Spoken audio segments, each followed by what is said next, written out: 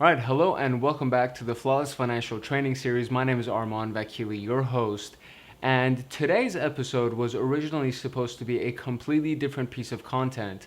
But because of what happened exactly 7 days ago today, so on the 23rd of August in 2015, the global markets took a pretty nice hit and a lot of people lost a lot of money. So because of what happened exactly 7 days ago today, I decided to switch up the content because I feel like it will resonate a lot more with our viewers. Now, originally what had happened was the first ever episode of the Flawless Financial Training Series, I shared something very similar to what I'm about to share with you now, except the message in that episode was to give you a forewarning, to kind of give you a heads up that there's going to be a market correction happening pretty soon. And I feel like I predicted it pretty well, with the only exception that I thought that it was going to be at least another 3 to 6 months before something took place, and it ended up happening a little bit sooner. And I still think that there's going to be even more of a correction that's going to happen within the next few months, and it's just an ongoing thing. So after expansion there's recession, after recession there's expansion. That's the cycle of the market, and it's going to continue to happen no matter what era we're in and no matter what period we're in. But what happened was, when I originally launched that first episode, I was telling people that if you're in a variable market or if you're in a variable account, you may want to consider switching some stuff around because there's going to be a pretty nice dip that's going to take place. Now, there were a few people in my pipeline of clients that I was pursuing over the last few months, and I was telling them that there's going to be a correction taking place, there's going to be a correction taking place, and they said, no, just come back next week and we'll talk about it next week, and we'll just get together. And finally, this last Monday, the correction actually happened, and some of the people that I was prospecting, and finally, the correction that took place actually took place, and some of the people that I was prospecting lost as much as 20% of their portfolio in one day. Now, what happened was, the next day it bounced back, and some people still lost money even the day after. And they say, okay, well, I'm fine now, I may have lost my 20%, but it bounced back and it wasn't that bad. And it's like, okay, you know what, that's fair. If you want to make that argument, if you want to debate that way, then we can go ahead and debate that way. What I want to do is I want to show you the difference between what a variable product would have done versus what an index product would have done. So in this specific example, we're going to talk about a variable annuity versus an indexed annuity.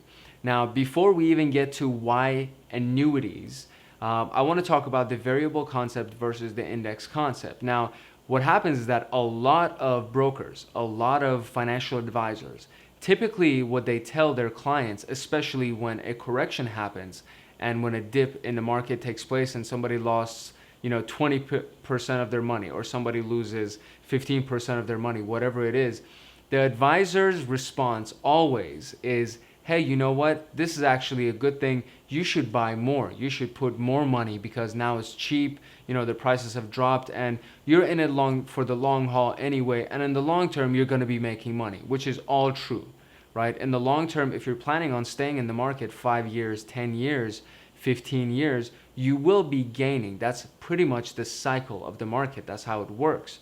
However, if you're going to be in the game 5, 10, 15 years anyways, there are better ways for you to grow your money. Now, advisors and people who do asset under management, they will tell you otherwise because they make a lot more money when they put your account inside a variable account, or when they put your money inside a variable account. The way that it works for them is that because of the fact that they're actively managing your money, they collect a fee of 1.5% to 3% every single year. So if you have $1 million, that's $15,000 to $30,000 per year that they're taking as management fees. So that's one of the main reasons why any financial advisor who does active management is going to tell you, no, don't worry about the index, don't take the index approach, take the variable approach, you're going to make more money, so on and so forth, right? Now, the index, the way that it works is that it gives you a safety net that if the market ever goes negative, you will never go below zero, right? You'll stay at zero. You'll flatline at zero. You're not making any money, but you're not losing any money. But what happens is that when the market goes back up, instead of getting the full return of the market, you're only going to be getting a portion of the market. So you don't get any of the losses and you only get a portion of the gains. Now, it may not sound as exciting when you're comparing it to the glorious stock market and active management and stuff like that. But I'm going to share some numbers with you, and these are real comparisons that you can make. And then you be the judge. You tell me what you think works best and what looks best, okay? So it works like this. So you have your variable account and you have your indexed account. You have a variable annuity and then you have your indexed annuity. Now, inside a variable annuity, let's say you had $100,000.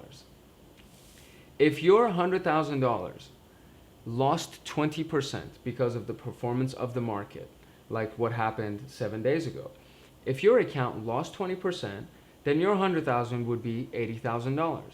Now let's say you're lucky enough and the very next day the market bounced back up and you gained 20%. So 20% of that 80,000 is $16,000. And so your new balance is now 96,000. So even though you lost 20% and you actually gained 20% right afterwards, you didn't even get back to where you originally started. To get back to where you originally started, so to get back to your original $100,000, you would need to make at least 25% immediately after that loss, just so you can break even and go back to $100,000. Now, I am willing to put my money where my mouth is. And if you actually go to your broker and say, okay, so I lost 20%, can you guarantee that the day after I'm going to get another 20% or another 25%? And they can't. There is nobody that's willing to guarantee that because it's impossible for them to guarantee that to you. But that's what a variable market does. Now, to extrapolate these numbers, instead of 100,000, if it was a million that lost 20%, that's $200,000 that you lost, and your new balance is 800,000. You add 20% to the 800,000, that's $160,000, which leaves you at 960.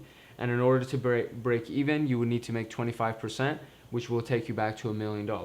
Now, let's talk about, so that was all variable. All of that was variable and you actually being invested directly into the market. So let's talk about the indexed account and an indexed annuity. And the way that that works, again, is that if the market ever goes negative, you will never go negative. So here's how this works. $100,000, market drops to negative 20%, but you flatline at zero. You don't lose anything, right? You don't make anything, but you don't lose anything. So you still have your $100,000. Now the market goes up 20%, which is just like our previous example, but instead of getting 20%, you only get half of that, which is 10%, which is $10,000. So your new balance is $110,000 versus the person that was in the variable account who only had $96,000. So if the market returned 25%, like the previous example, you would get half of that, which is 12.5%, which leaves you at $112,500 when the other person is only going to be breaking even at $100,000. Now, if we were to extrapolate these numbers the same way, $1 million, market goes negative 20%, you stay at zero, so you would stay at your million. And instead of gaining 20% the day after or the year after, you would only get 10%, so it would be $1,100,000 that you would be at. But if it actually gained 12.5%, just like the previous example, it would be $1.25 million is what you would end up at in the same exact market performance. So now you tell me, do you want to take the risk with the market, even though yes, it could drop negative 20%, but yeah, it could also go up 20% or it could go up to 25%. Do you want to gamble your money like that? How much of your money are you willing to lose? Or would you be willing to go ahead and actually transfer it to something that's called a fixed index annuity? Now, obviously, I'm a little bit biased towards this strategy because all my money is in it and my family's money and all this different kind of stuff. And I really believe in the index, but you have the numbers right in front of you. What do you think actually performs better? And do you want to stay in your variable account saying, you know what, I'll make the move next week, or I'll make the move next month, and you actually never make the move? And just like that, months go by or years go by, and you're losing and constantly losing more and more and more of your money, when in actuality, you could just be saving all of that. You won't lose a penny, only just to get a participation of the gains. So you tell me what would be better. And just like I shared the same exact information in the first episode, which was about 7 weeks ago, you could have made the move back then, but you didn't. And I'm not saying you specifically, you the viewer, but the general public. They could have made the move back then, but they didn't, right? And they stayed where they were, and the market did what it did, and they lost the money that they lost, and now they're coming back and saying, please save me and put my money in this new account so I can make my money back. And I'm not a miracle worker. It's not like I can go ahead and take your money and credit whatever you lost immediately from day one so you can just start from there. That's not how it works. My job is to make sure that you actually keep the money and make sure that you can grow it in a relatively conservative manner. So that is the point of this entire episode. If you're in a variable account, I understand. The advisors that you're with right now, the brokerage that you're with right now, they're going to say whatever they possibly can to make sure that you keep your money there because they're making a lot of money off of you. Indexed annuities, if you choose it where the strategy is 0%, where you never go below zero and that's your floor, there is no fee on that. Now, if you want to add some bells and whistles to your index annuity so that you have some long-term care coverage that comes along with it, or maybe your minimum balance, your floor is going to be 1% or 2%, so that when the market goes negative, the lowest you ever go would be 2%. When you add stuff like that to the annuity, yeah, there's a fee, but that fee is still so minimal compared to what happens when your assets are under somebody's management. So again, this is totally up to you. It's completely up to you what you actually want to do from this moment on. It's just, you can't say that I never warned you, right? And you can't say that I never actually shared this information with you.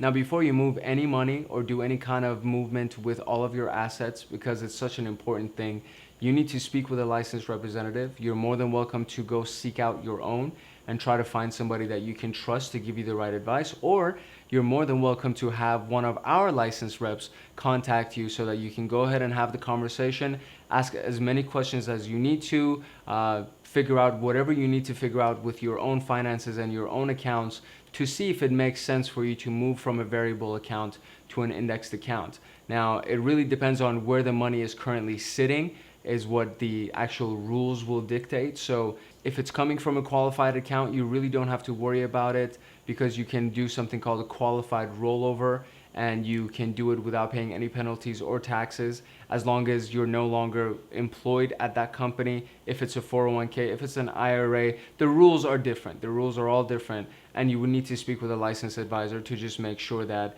you get all of the right information and you're actually making all of the right moves. It would be our absolute pleasure to be of service to you, and as you can tell from all of the videos and the episodes that we put together, we really want you to succeed financially. We want your financial success. Now, if it has to be just through information like this and videos like this that I accomplish that, then so be it. But if you actually will give us the opportunity and the chance to prove to you how amazing we are at what we do, we would love that as well. So my name is Arman Vakili. Go ahead and click any of the links below to get any further information that you want. You can also go ahead and request a free consultation, no obligation, no fees, no cost at all, with one of our licensed representatives to see if any of this stuff makes sense for you. Follow us on social media. Make sure you like the video. Make sure you share the video. Make sure you subscribe to the channel and follow everything that we do. We love you, and we really want to make sure that you succeed financially. My name is Arman Vakili, your host and the founder of the Flawless Financial Training Series.